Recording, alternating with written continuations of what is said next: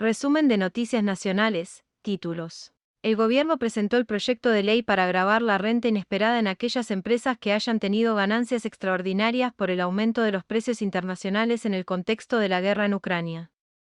Alberto Fernández aseguró que no es una obligación del Frente de Todos, sino de todos los diputados y senadores, que se apruebe la nueva alícuota. El ministro de Economía, Martín Guzmán, señaló que el conflicto en Ucrania generó problemas a todas las naciones, pero hay sectores que se han beneficiado por la guerra, por el tipo de negocio que desempeñan.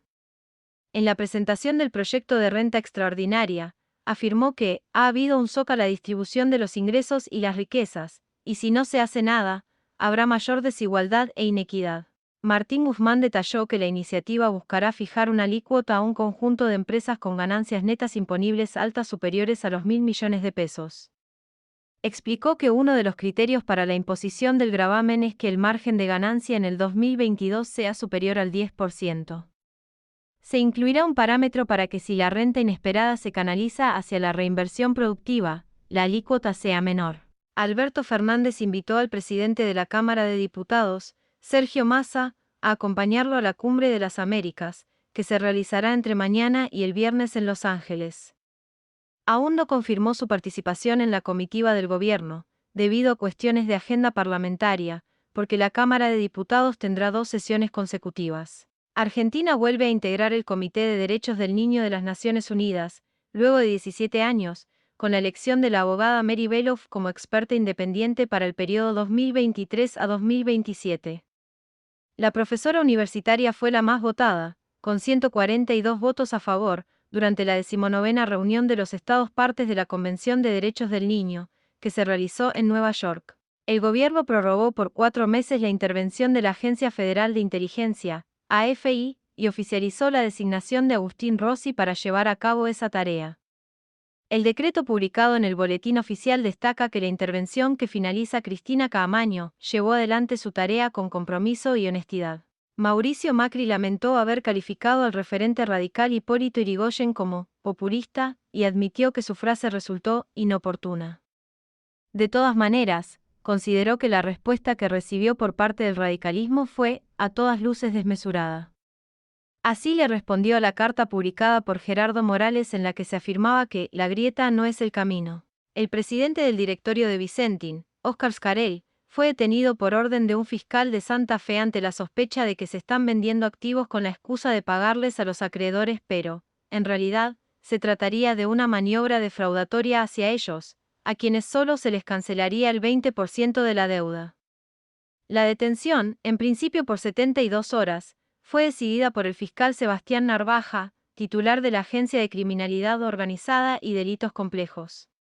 Informó Néstor Espósito. El juez federal Marcelo Martínez de Giorgi ordenó un peritaje sobre los originales de los cuadernos que dice haber escrito el exmilitar Óscar Centeno sobre presuntos pagos ilegales a funcionarios de los gobiernos de Néstor y Cristina Kirchner. Lo hizo para corroborar las irregularidades que detectó una experticia privada del empresario Armando Lazán, que halló unas 2.000 correcciones, tachaduras y enmiendas solo vinculadas con él. Los cuadernos no habían sido analizados nunca antes. Informó Néstor Espósito. La Cámara Federal porteña desautorizó al juez Sebastián Casanello, quien había embargado por 100 millones de pesos al exfuncionario de Cambiemos Mario Ricardo Teim, exdirector de SEASA, Integración Energética Argentina Sociedad Anónima, investigado por la supuesta venta a precio vil de las centrales termoeléctricas Brigadier López y Ensenada de Barragán. En esa causa también están investigados los exfuncionarios macristas Javier Iguacel y Gustavo Lopetegui. Informó Néstor Espósito. El Colegio de Abogados de la Ciudad de Buenos Aires rechazó el proyecto del gobierno para ampliar la cantidad de jueces de la Corte Suprema y denunció que se trata de un intento de subordinar completamente al máximo tribunal a la voluntad del gobierno. La organización, también llamada Colegio de la Calle Montevideo, agrupa a los abogados más conservadores, entre ellos varios defensores de condenados por lesa humanidad de la abogacía porteña. Informó Néstor Espósito.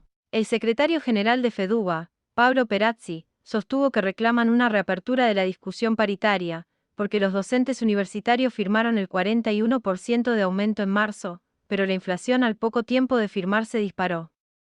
Necesitamos que se reabra la negociación para que nuestros salarios puedan ganarle a la inflación, como sostuvo el presidente, afirmó Perazzi.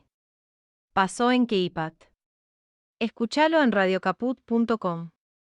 El Sindicato de Prensa de Buenos Aires, SIPRE-BA, lanzó una encuesta entre sus representados para poder trazar una radiografía de la situación del periodismo en la ciudad de Buenos Aires, que reveló sobreexplotación, salarios pauperizados y medio ambiente laboral insalubre en que se desempeñan los trabajadores de prensa.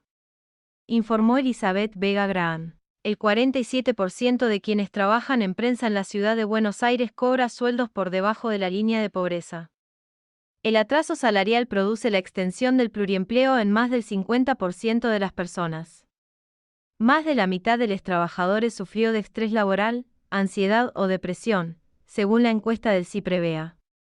Informó Elizabeth Vega Graham. La Unión de Trabajadores de la Tierra realizará mañana un nuevo verdurazo en reclamo de la sanción de la Ley de Acceso a la Tierra y de políticas públicas claras y concretas para el sector de la agricultura familiar. La protesta, que se realizará en Plaza de Mayo, consistirá en la donación de 20.000 kilos de alimentos. La justicia de Brasil reiniciará las audiencias del juicio a Juan D'Artes acusado de abuso sexual a Thelma Fardín. El juez federal de San Pablo, Ali Maslow, quien lleva adelante el juicio por violación que la actriz le inició a D'Artes, denegó el pedido de la defensa del acusado. De este modo se ampliará la indagatoria del actor, la declaración de su esposa y el testimonio de la hermana de Thelma que fue pedido por la defensa. Y continuará el proceso hasta llegar a un veredicto. Informó Lucía García Ixixon, Neuquén. La Asociación de Trabajadores de la Educación de Neuquén realizará un paro y movilización el 29 de junio, al cumplirse un año de la explosión en la escuela del paraje Aguada San Roque. El reclamo será por justicia y escuelas seguras. El siniestro provocó la muerte de la docente Mónica Jara y de los operarios, Nicolás Francés y Mariano Spinelli. San Juan. Docentes autoconvocados marcharon por la capital en rechazo al acuerdo salarial firmado el sábado entre el gobierno provincial y los sindicatos docentes. Afirman no sentirse representados por los gremios del sector y realizan medidas de fuerza, a pesar de la advertencia del gobierno de Sergio Uñac, del Frente de Todos, de descontar los días no trabajados. La Rioja.